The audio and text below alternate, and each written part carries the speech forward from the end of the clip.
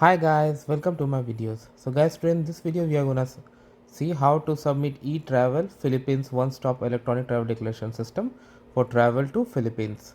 So before I proceed further, if you have not already subscribed to my channel, please go and subscribe right now.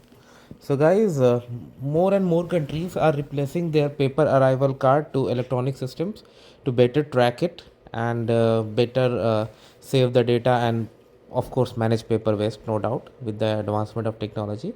So Philippines similarly has migrated to this e-travel declaration, whereas this is a single stop, as they have written one stop electronic travel declaration system, and this is free to use, and I have opened it from the official website, as you can see. So there could be some fake websites because scammers can always do similar stuff. So it does not require any kind of payment, so do not fall into trap. So if you open this page, you will have like two options: Philippines passport holder, foreign passport holder. Philippines is a very popular travel destination, so a lot of people come here every year, even from foreign countries. So transportation time, like I'm just pulling it a sample, okay?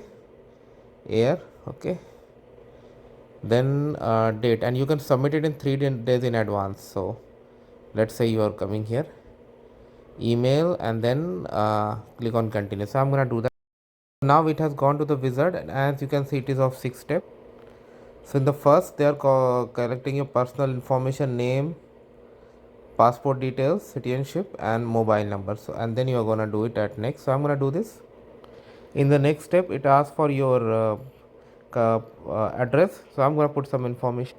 Then it asks about your travel details. This is step 3.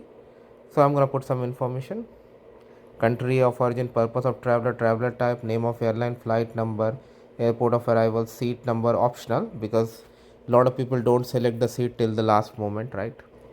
Now I'm in step 4, where you need to put your destination upon arrival in Philippines, hotel and contact information.